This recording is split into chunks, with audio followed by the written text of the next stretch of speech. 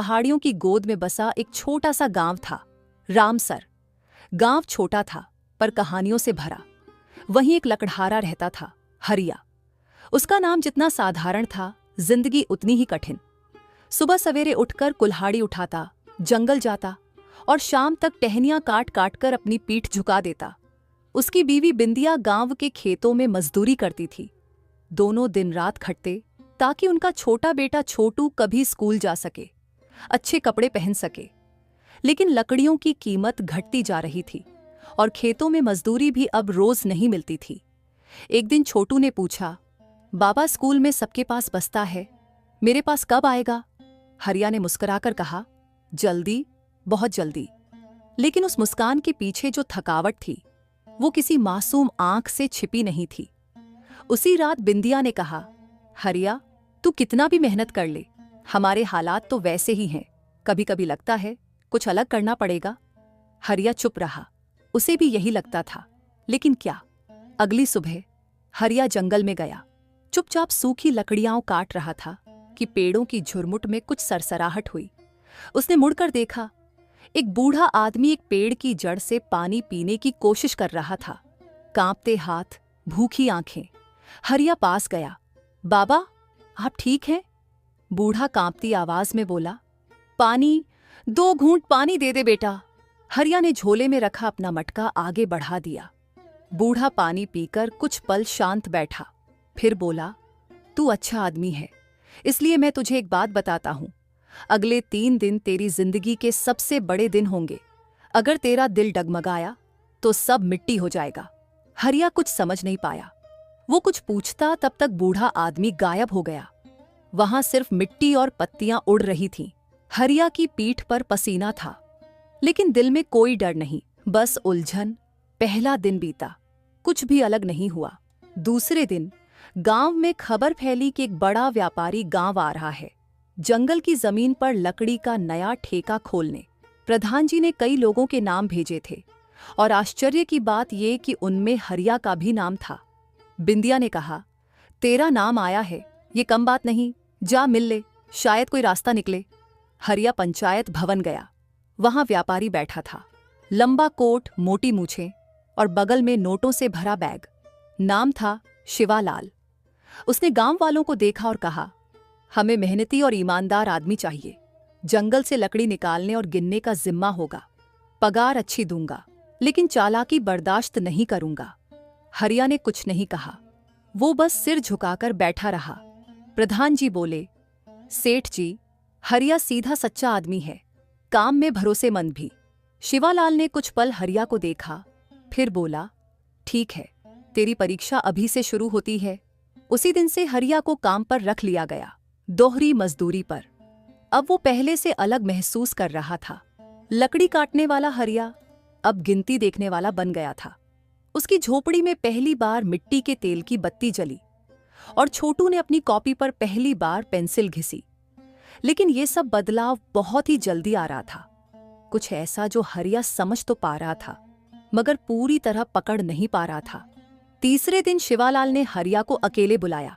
हरिया, कल तू उस पहाड़ी वाले हिस्से पर जा, वहां एक पुराना बड़ा पेड़ है, बहुत कीमती। उसे काट कर लकड़ी मुझे दे देना, बदले में तुझे 3 महीने की मजदूरी एक साथ दूंगा। हरिया चौंका, सेठ जी, वो तो गांव का पूज्य पीपल का पेड़ है। अरे, इन सब अंधविश्वासों में मत पड़ो, पेड़ ही तो है। क्या तुझे अपनी बीवी बच्चे का भला नहीं चाहिए? हरिया चुप रहा। उसे याद आया, वो बूढ़ा साधु क्या कह गया था, 3 दिन तेरी किस्मत की परीक्षा लेंगे। शायद यही दिन था।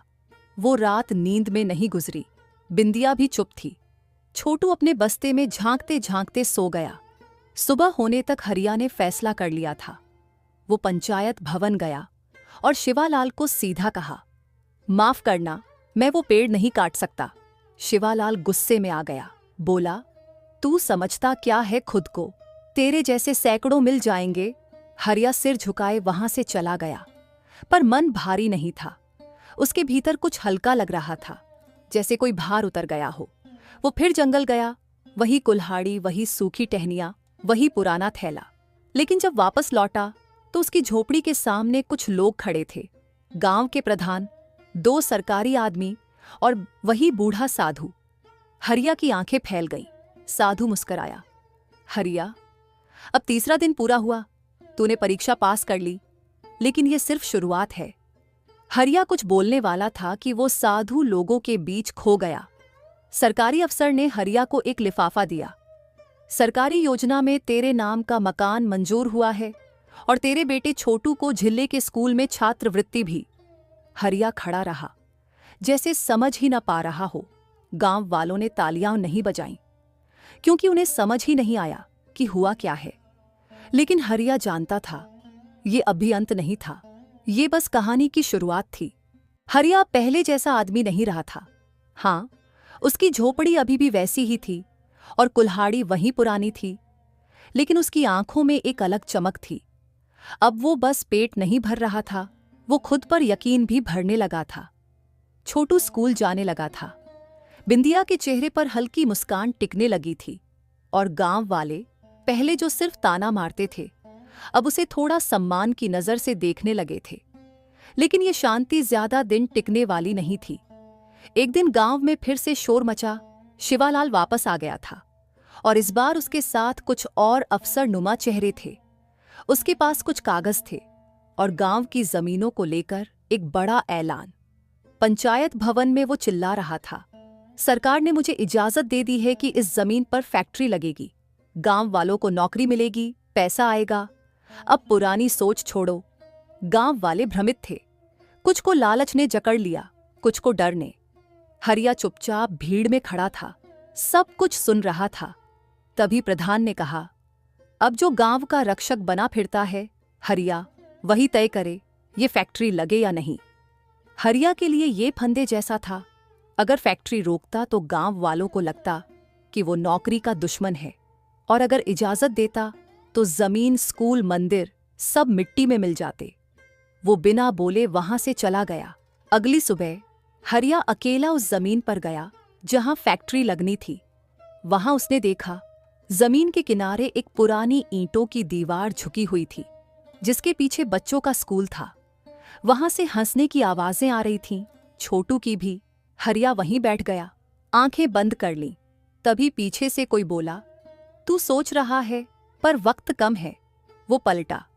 वही साधु खड़ा था, शांत, गंभीर। तू 2 रास्तों के बीच खड़ा है हरिया, एक जहां तेरे खिलाफ गांव खड़ा होगा और एक जहां तेरी आत्मा तुझसे मुंह मोड़ेगी। हरिया ने पूछा, पर बाबा, मैं अकेला क्या कर सकता हूं?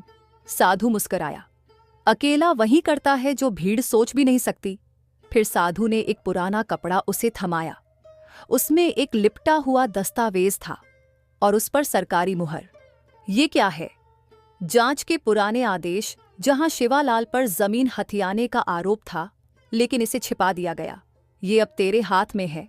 अगर सच को उजागर करना है तो अब वक्त आ गया है। साधु गायब हो गया। हरिया उसी समय कागज लेकर जिला कार्यालय गया। लंबी लाइनें, सरकारी अफसरों की बेरुखी, पर वो रुका नहीं। एक छोटे अधिकारी को जब कागज दिखाया तो वो चौंका। अरे, ये फाइल तो गायब घोषित थी। इसमें तो पूरा खेल लिखा है। फैक्ट्री के लिए जमीन का नकली हस्तांतरण हुआ है। हरिया की आंखों में आंसू थे, आक्रोश और उम्मीद के। 2 दिन बाद जिला प्रशासन की एक जीप गांव में आई। गांव वाले भागते हुए पहुंचे। शिवालाल अपनी जीप में बैठा घबराने लगा।